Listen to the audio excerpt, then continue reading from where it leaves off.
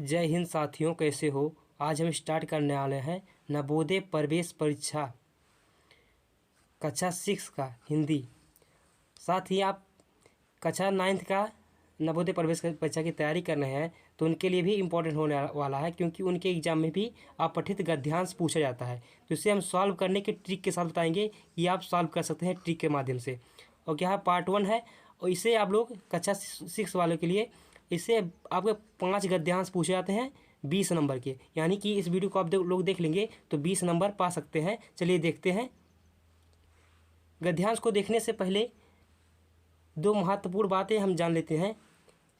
पहला क्या है, पहला ये है कि आपको जब समय ज़्यादा रहेगा तो आपको करना क्या है, आपको गद्यांश को केयरफुली पढ़ना है, यानी सावधानीपूर्वक गद्यांश को पढ़ना है और समझकर पढ़ना है। और दूसरा क्या है, दूसरा ये है कि जब आपका टाइम कम है तो आपको क्या करेंगे, क्वेश्चन को पहले पढ़ेंगे, गद्यांश को छोड़ देंगे। सबसे पहले हम क्या पढ़ेंगे, क्वेश्चन जो दिया रहेगा क्वेश्चन को सबसे पहले पढ़ लेंगे। चाहे ऑप्शन को पढ़ें चाहे ना पढ़ें, लेकिन हमें क्वेश्चन को पढ़ लेना है ध्यानपूर्वक। तो क्वेश्चन 4 क्वेश्चन आते हैं तो आप लोग चारों पहले पढ़ लीजिए, उसके बाद गद्यांश को देखेंगे तो आसानी से कोशिश कर सकते हैं और उत्तर पा सकते हैं इसका। और एक बात यह है कि आपको क्या करना है, केयरफुली पढ़ना है। और दूसरा है कि आप लोग जब टाइम बचा है तो केयरफुली पढ़ेंगे और ध्यानपूर्वक पढ़ेंगे तो कुछ क्वेश्चन हो जाएंगे आसानी से। और दूसरा है कि आप लोग क्वेश्चन को सबसे पहले पढ़ लेंगे तो आपको समझ में आ जाएगा। लेकिन एक बात और है कि इसमें जो है गद्यांश में दिया रहेगा, जो दिया रहेगा रात का दिन कहेगा तो दिन ही मानना रहेगा कि रात नहीं मानेंगे, और दिन को रात कहेगा तो रात भी मानना है। जो गद्यांश में लिखा है उसी को मानना है, कि नहीं जो आपको क्वेश्चन में जो दिया रहेगा उसी को करना है गद्यांश। यानी कि गद्यांश में जो दिन को रात बना दिया है तो आपको रात ही मानकर चलना है, दिन नहीं मानकर चलना है। चलिए गद्यांश को देखते हैं। तो यहाँ पर देखिए गद्यांश है, क्वेश्चन गद्यांश 1 है। तो यहाँ पर देखिए तमिलनाडु राज्य में मधुमलय अथवा मुडमलाई नामक एक पर्वतमाला है। क्या है, पर्वतमाला है। तमिलनाडु राज्य में जो है मधुमलय और मुडमलाई नाम का एक पर्वतमाला है। इस पर्वतमाला के मध्य कारगुड़ी नामक एक स्थान है। इसके चारों ओर घना जंगल है। क्या है, घना जंगल है, जिसमें शेर, चीता, हाथी, हिरण आदि जानवर पाए जाते हैं। क्या है, इसमें शेर, चीता, हाथी, हिरण आदि जानवर पाए जाते हैं। कारगुड़ी हाथियों के प्रशिक्षण केंद्र है। क्या है, कारगुड़ी जो है हाथियों का प्रशिक्षण केंद्र है। हाथियों के भोजन के लिए चारों ओर जंगल सदाबहार पेड़ संपन्न है। हाथियों के स्नान के लिए मोयार नदी, क्या है, मोयार नदी वर्ष भर बहती है। कहाँ तक बहती है, वर्ष भर बहती है मोयार नदी जो है हाथियों के स्नान के लिए। इसमें क्या है, इसमें कई स्थानों पर गहरे जलाशय हैं कि हाथियाँ इच्छापूर्वक स्नान कर सकते हैं। तो यानी कि इस गद्यांश को हमें केयरफुली हमने पढ़ लिया है। अब क्वेश्चन को देखेंगे। चलिए देखते हैं क्वेश्चन को। अगर आपको टाइम ज़्यादा है तो आप लोग पहले ये पढ़ लेंगे, गद्यांश को पढ़ लेंगे। अगर टाइम कम है तो सबसे पहले हम क्वेश्चन को पढ़ेंगे, उसके बाद क्या करेंगे, गद्यांश को पढ़ेंगे तो आसानी से उत्तर मिल जाएगा। तो चलिए देखते हैं। अब क्वेश्चन नंबर 1 में देखिए, अब हमने गद्यांश को पूरा पढ़ लिया है। तो चलिए अब देखते हैं क्वेश्चन को। यहाँ पर देखिए क्या है, कारगुड़ी के चारों ओर क्या है, पर्वत है, नदियाँ हैं, घना जंगल है, झरने हैं। तो यहाँ पर देखिए क्या है, तो यहाँ पर दिया गया है, यहाँ पर देख सकते हैं नमक पर्वतमाला है। इस कारगुड़ी के स्थान पर मध्य में क्या है, कारगुड़ी नामक स्थान है, जिसके चारों ओर क्या है, घना जंगल है। क्या है, घना जंगल। तो ऑप्शन कौन सा ऑप्शन हो जाएगा, ऑप्शन नंबर सी से हो जाएगा, घना जंगल है। चलिए देखते हैं अब अगला क्वेश्चन। देखिए यहाँ पर क्वेश्चन नंबर 2 में देखिए, यहाँ वर्ष भर बहती है। तो यहाँ पर वर्ष भर क्या बहती है, देख लीजिए ऑप्शन में, देख लीजिए गंगा नदी, यमुना नदी, मोयार नदी, नर्मदा नदी। तो अब जब आप लोग गद्यांश को देखेंगे यहाँ पर तो आपको आसानी से समझ आएगा कि यहाँ पर क्या वर्ष भर बहती है। तो वर्ष भर क्या बहती है यहाँ पर, तो यहाँ पर देखेंगे तो यहाँ पर मोयार जो नदी है ये वर्ष भर बहती है। तो यानी कि कौन सा ऑप्शन सही हो जाएगा, तो ये ऑप्शन जो सही हो जाएगा ऑप्शन नंबर सी सही हो जाएगा, मोयार नदी जो है वर्ष भर बहती है। तो चलिए अब अगला क्वेश्चन देखेंगे। अगला क्वेश्चन देखेंगे यहाँ पर, तो यहाँ पर देखिए इसमें कई स्थानों पर गहरे जलाशय हैं। क्या है, इसमें जो है कई स्थानों पर इतने गहरे जलाशय डॉट डॉट वाक्य में जो है इसमें का प्रयोग किसके लिए किया गया है, जो इसमें है वो किसके लिए प्रयोग किया गया है। क्या पर्वतमाला का प्रयोग किया गया है, मोयार नदी के लिए प्रयोग किया गया है, कारगुड़ी के लिए, हाथी के लिए, किसके लिए किया गया है। तो यहाँ पर आप गद्यांश में देखेंगे तो आपको आसानी से समझ में आ जाएगा क्या है, क्या क्वेश्चन है। एक बार फिर से क्वेश्चन को देख लेते हैं। इसमें कई स्थानों पर गहरे जलाशय हैं, इसमें जो है कई स्थानों पर गहरे जलाशय हैं। इस किसके लिए प्रयोग किया गया है? मोयार नामक नदी के लिए प्रयोग किया गया है। इसमें जो है कई स्थानों पर गहरे जलाशय हैं कि जो है हाथियाँ इसमें इच्छापूर्वक स्नान कर सकते हैं। तो इसमें जो प्रयोग हुआ है मोयार नदी के लिए हुआ है। तो यानी कि ऑप्शन नंबर जो सही हो जाएगा मोयार नदी सही हो जाएगा। तो ऑप्शन नंबर यहाँ पर कौन सही हो जाएगा तीसरे का? तीसरे का ऑप्शन नंबर बी सही हो जाएगा, मोयार नदी। चलिए अब आगे देखते हैं अगला क्वेश्चन नंबर 4 में देखिए यहाँ पर मधुमालय पर्वतमाला कहाँ है? केरल, गुजरात, उत्तर प्रदेश, तमिलनाडु। तो हम देखे हैं गद्यांश में पढ़े हैं तो हमें क्या है, केरल नहीं आया है, गुजरात नहीं आया है, उत्तर प्रदेश नहीं आया, तो क्या है तमिलनाडु आया है। कि यानी ऑप्शन नंबर डी सही हो जाएगा तमिलनाडु, क्योंकि गद्यांश में जब पढ़े हैं तमिलनाडु में क्या है मधुमलय मुड़िकड़ी जो है पर्वतमालाएँ हैं तो ही है। ऑप्शन नंबर डी सही हो जाएगा ऑप्शन नंबर क्वेश्चन नंबर 4 का। चलिए आगे देखते हैं क्वेश्चन नंबर 5 में। तो यहाँ पर देखिए हाथियों का प्रशिक्षण केंद्र कहाँ है? देखिए हाथियों का प्रशिक्षण केंद्र कहाँ है? तो आप लोग गद्यांश जब देखेंगे, यहाँ पर गद्यांश देख लीजिए, तो देखेंगे तो हमें समझ में आएगा कि हाथियों के प्रशिक्षण केंद्र कहाँ है। तो यहाँ पर देखिए जो दिया है कारगुड़ी जो है हाथियों का प्रशिक्षण केंद्र, हाथियों का प्रशिक्षण केंद्र है। तो जो कारगुड़ी है ऑप्शन नंबर ये सही हो जाएगा कारगुड़ी। तो यहाँ पर ऑप्शन नंबर कौन सा सही हो जाएगा? तो ऑप्शन नंबर सही हो जाएगा हमारा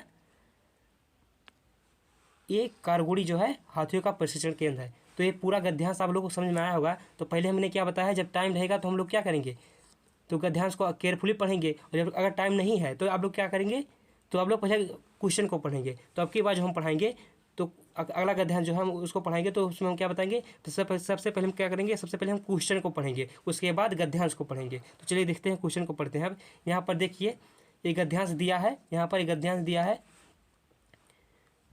देख लीजिए गद्यांश दिया। उसके बाद हम देखेंगे अब क्वेश्चन को सबसे पहले देख लीजिए। क्वेश्चन को यहाँ पर देखेंगे तो हम लोग संसार में सबसे बड़ा मारुस्थल, तो आप लोग को ये नहीं पता है, आप लोग अपने विवेक से नहीं बताएंगे, जो गद्यांश में दिया है उसी को बताएंगे। लेकिन नहीं आपको सबसे बड़ा मारुस्थल जो है आपको पता है तो वो लगा देंगे, ठीक है यहाँ पर। लेकिन सबसे पहले जो गद्यांश दिया है उसी से हमें क्या करना है, उसी समय खोज कर लिखना है उत्तर को। ये नहीं आपको अपने विवेक पूर्वक दे लेंगे, जो गद्यांश में दिया रहेगा वही उसी को मानना पड़ेगा। चलिए देखते हैं हम कुछ क्वेश्चन दूसरा देखेंगे। यहाँ पर देखिए क्वेश्चन नंबर 1 में क्या है, संसार में सबसे बड़ा मारुस्थल क्या है? तो आप लोग क्वेश्चन को देख लीजिए। उसके बाद क्या दूसरा क्वेश्चन देख लीजिए। यहाँ पर क्या है, खजूर पैदा होता है, खजूर पैदा होता है। दूसरा क्वेश्चन जो है खजूर पैदा होता है। ऑप्शन पढ़ें चाहे ना पढ़ें, सिर्फ क्वेश्चन को हम पढ़ लेंगे सबसे पहले, जो टाइम कम दिया रहेगा। तब देखिए मारुस्थलीय क्षेत्र में क्या होता है, मारुस्थलीय क्षेत्र में, तो अभी आप लोग गद्यांश को पढ़ेंगे तो आसानी से समझ में आएगा, देखेंगे तब ही तुरंत बता देंगे कि यह ऑप्शन सही हो जाएगा।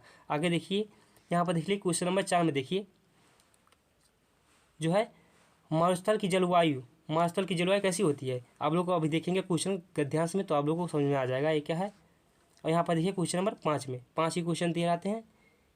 आपके एग्जाम में जो है 4 ही क्वेश्चन आएंगे, एक गद्यांश से 4 ही क्वेश्चन आएंगे, लेकिन हमने ये प्रैक्टिस के लिए क्या किया है 5 क्वेश्चन लिया है। तो यहाँ पर देखिए मारुस्थल में क्या है, मारुस्थल में पेड़ बहुत कम उगते हैं, क्योंकि जो है मारुस्थल में पेड़ बहुत कम होते हैं, क्योंकि अब देखेंगे गद्यांश को। अब आगे आप देखिए गद्यांश में आप लोग क्वेश्चन पढ़ रहे हैं पूरा, अब गद्यांश में देखेंगे, हाल गद्यांश को केयरफुल पढ़ लीजिए, उसे देखेंगे एक बार देखिए सही से नजर से गद्यांश को।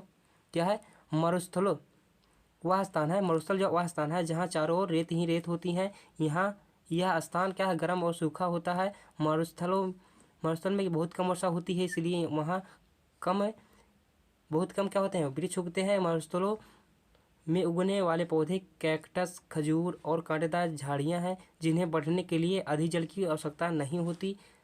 सहारा संसार का सबसे बड़ा क्या है, मारुस्थल है। यहाँ पूरे उत्तरी अफ्रीका में फैला हुआ, यह जो है पूरे उत्तरी अफ्रीका में फैला हुआ है। अरब का मारुस्थल भी बहुत बड़ा है।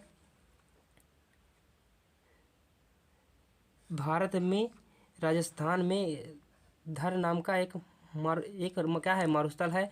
मारुस्थल का में क्या होता है, जीवन बहुत कठोर होता है। दिन में बहुत गर्म होती है, क्या होती है दिन में जो होती है रेत बहुत गर्म हो जाती है, और ठंड रात में क्या होती है बहुत ठंड होती है। तो ये गद्यांश को हमने पढ़ लिया है। अब क्वेश्चन देखेंगे, वही जो क्वेश्चन आप लोग पढ़े हैं सबसे पहले क्वेश्चन देख लीजिए। यहाँ पर देखिए संसार में सबसे बड़ा मारुस्थल, अब यहाँ पर देखिए संसार में सबसे बड़ा मारुस्थल क्वेश्चन पूछा है। तो आप लोग अब गद्यांश देख लिए हैं तो आप लोग समझ आएगा कि संसार का सबसे बड़ा मारुस्थल कौन सा है। तो जो है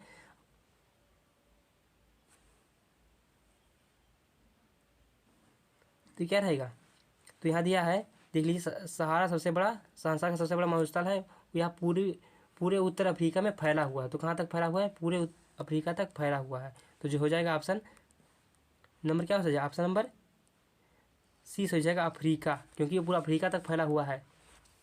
चलिए अब आगे देखिए अगला क्वेश्चन क्या है। देखिए यहाँ पर दिया गया है खजूर पैदा होता है। देखिए अब खजूर पैदा होता है, आप लोग गद्यांश को देखेंगे तो समझ में आएगा खजूर कहाँ पैदा होता है। तो देखिए अब यहाँ पर दिया गया है, गद्यांश में दिखा दे रहे हैं। यहाँ पर देखेंगे मानसून में उगने वाले पौधे कैक्टस या खजूर और कांटेदार झाड़ियाँ। तो जो है खजूर रहेगा तो मरुस्थल में है, तो मरुस्थल में ही खजूर तो पड़ेगा। तो यहाँ पर दिया गया है ऑप्शन नंबर क्या हो जाएगा सही है, ऑप्शन नंबर सही हो जाएगा क्या, ऑप्शन नंबर 20 हो जाएगा मारुस्थल में। चलिए अब आगे देखिए अगला क्वेश्चन क्या है। यहाँ पर देख लीजिए क्वेश्चन देखेंगे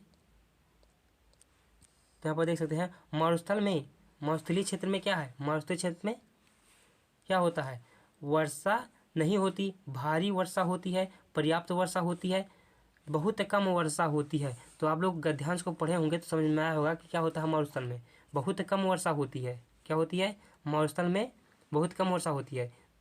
तो ऑप्शन नंबर कौन सा सही हो जाएगा, यहाँ पर देख लीजिए, यहाँ पर देखा है मारुस्थल में बहुत कम वर्षा होती है, इसलिए यहाँ के वृक्ष बहुत कम उगते हैं। तो क्या हो जाएगा ऑप्शन नंबर यहाँ पर डी से हो जाएगा, बहुत कम वर्षा होती है। चलिए अब आगे देखेंगे अगला क्वेश्चन क्या है। यहाँ पर देख लीजिए क्वेश्चन मारुस्थल की जलवायु, क्वेश्चन में पूछा मारुस्थल की जलवायु कैसी होती है, मनोहर होती है, कठोर होती है, आरामदायक होती है, शीतल होती है। तो आप लोग जो गद्यांश को पढ़े होंगे तो मनोहर तो आया ही नहीं, मनोहर गलत हो जाएगा, आरामदायक भी नहीं है, ये भी गलत हो जाएगा, शीतल भी गलत हो जाएगा, यानी कि कठोर सही हो जाएगा, ऑप्शन नंबर 20 सही हो जाएगा कठोर। यहाँ पर गद्यांश में भी देख सकते हैं क्या होता है, मारुस्थल में जो जीवन होता है बहुत कठोर होता है। यहाँ पर देखिए मारुस्थल में क्या होता है, जीवन बहुत कठोर होता है। चलिए अब आगे देखिए, यहाँ पर देखिए अगला क्वेश्चन, आपके एग्जाम में 5 ही क्वेश्चन पूछे जाएंगे, जो है 4 क्वेश्चन रहेंगे एक गद्यांश में। हमने 5 क्वेश्चन एक गद्यांश में लिया है, तो आप लोग परेशान मत होइएगा कि 5 क्वेश्चन लिए हैं, 4 ही क्वेश्चन आपके एग्जाम में आएगा।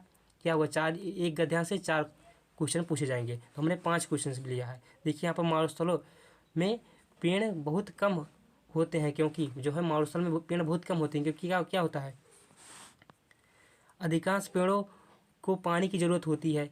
क्या होता है, अधिकांश पेड़ों को पानी की ज़रूरत होती है, चारों ओर रेत ही रेत होते हैं, इसलिए होता है। रातें बहुत ठंडी होती हैं, पेड़ों को देखभाल करने वाला कोई नहीं होता। तो यहाँ पर आप लोग पढ़े होंगे गद्यांश को, ध्यानपूर्वक देखे होंगे तो क्या समझ में आया होगा क्या होता है मारुस्थलों में